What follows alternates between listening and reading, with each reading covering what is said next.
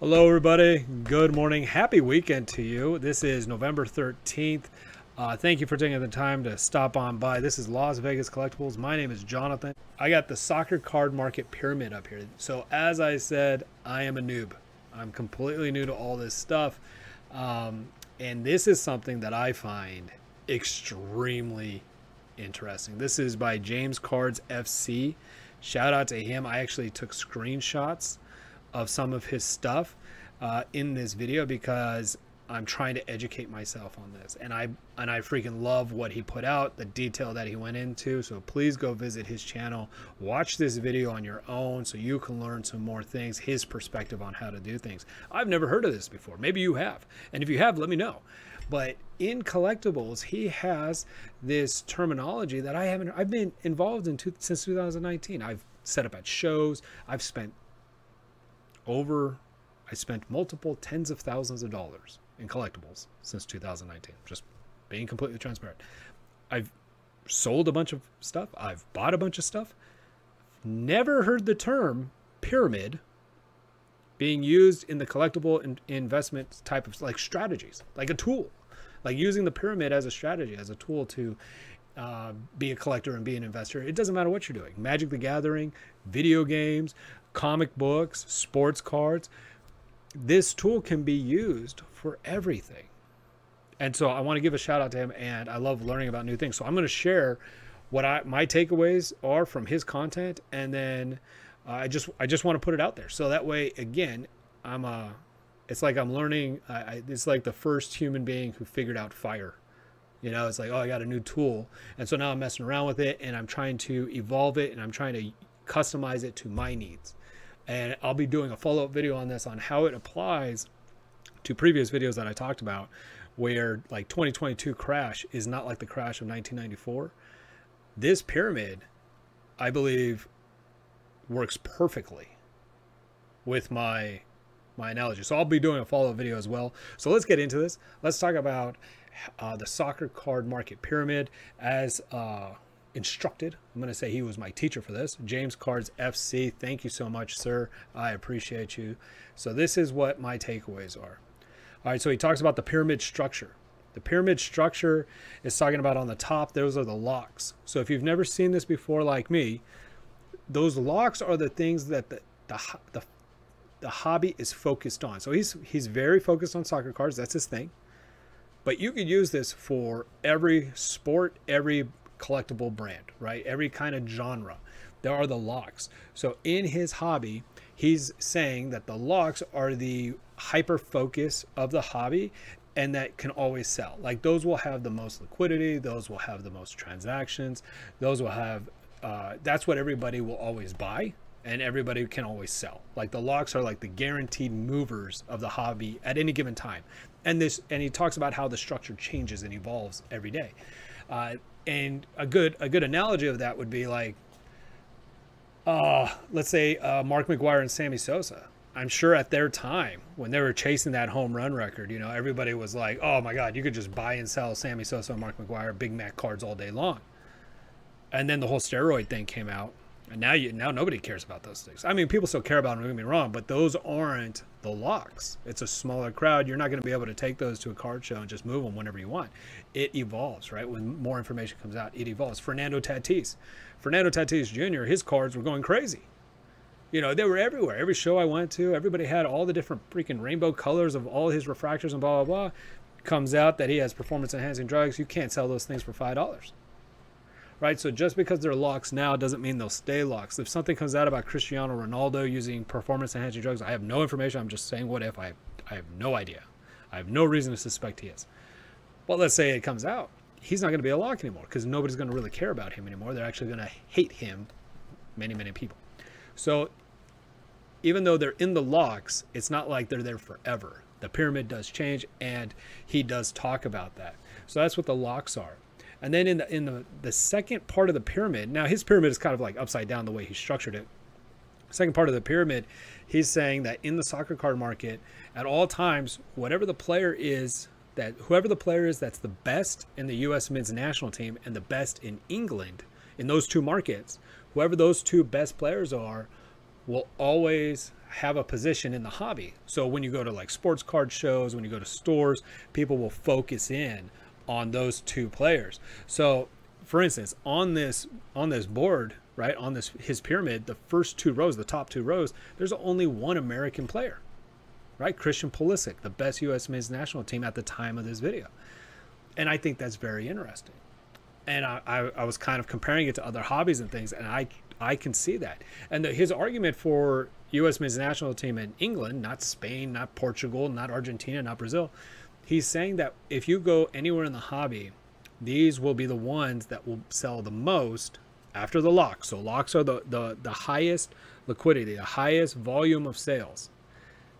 Then it's these two, because these two markets are the primary markets for soccer cards. The third is, you have it listed right here, hot prospects. That's really the speculation route.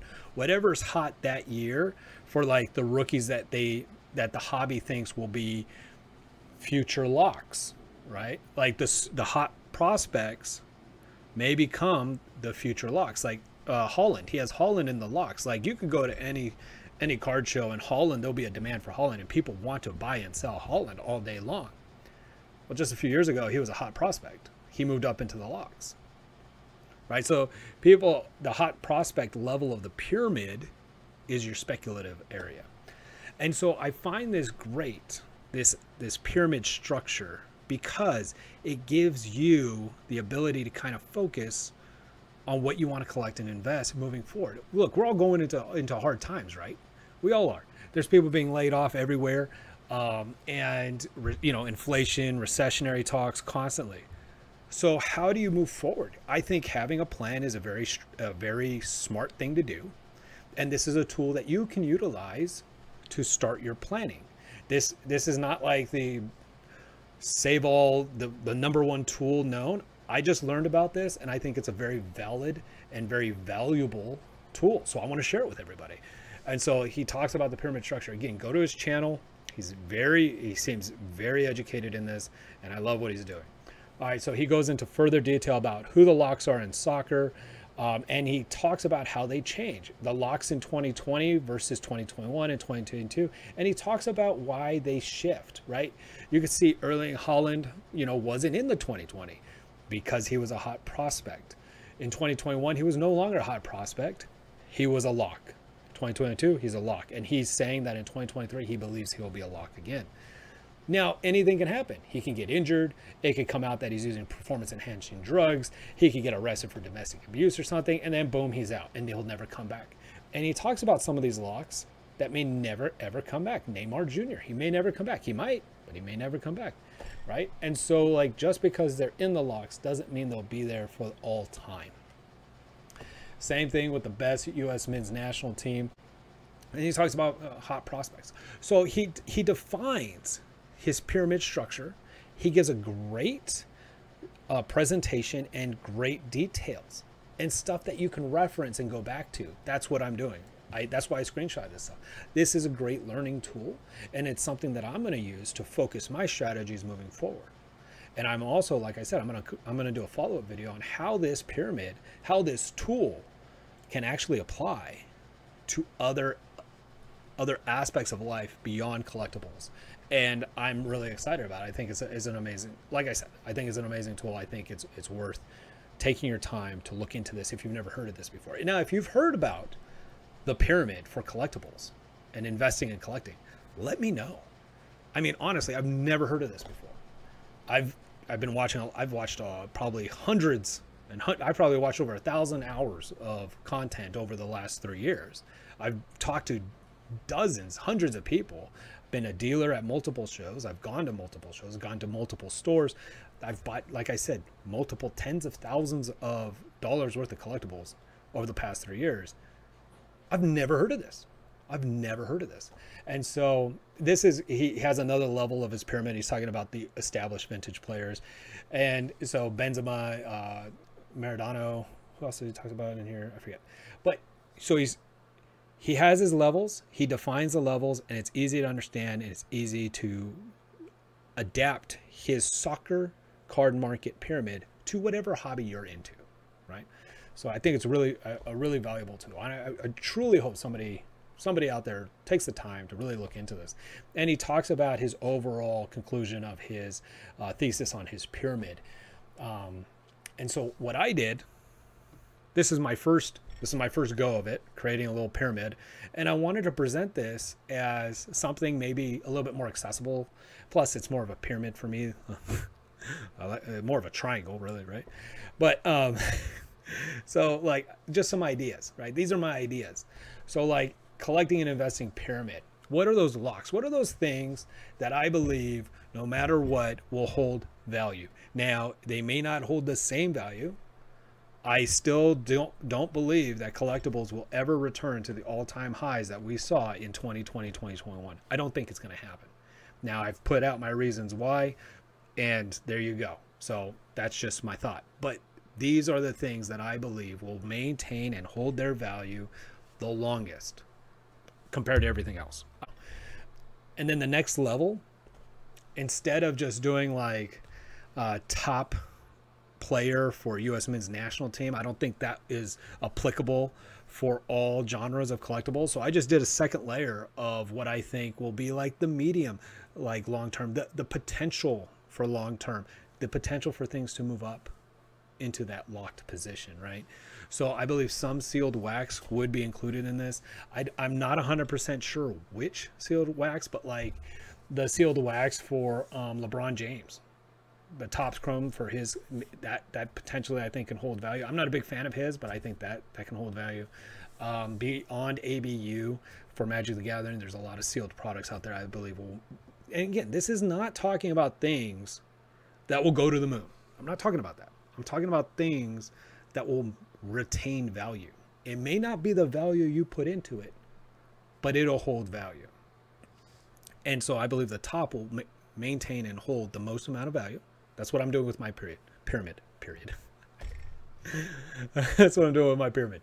I believe the top should be the items that I truly believe will retain the most amount of value for what I put into it the longest period of time.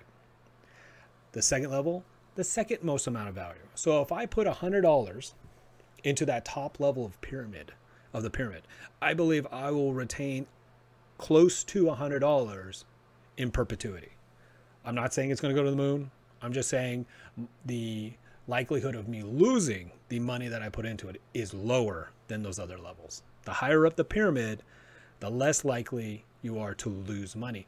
And so I'm going to be more specific as I make my plan on the exact items I want on each level of the pyramid. Now, this doesn't have to mean the top level is the most expensive. Okay, like in my personal opinion and how I'm going to build my pyramid, the top level does not have to be the most expensive. We're talking about retaining value, creating a pyramid for your needs, not the ideal pyramid if you had $1 billion, for your needs. So for instance, I believe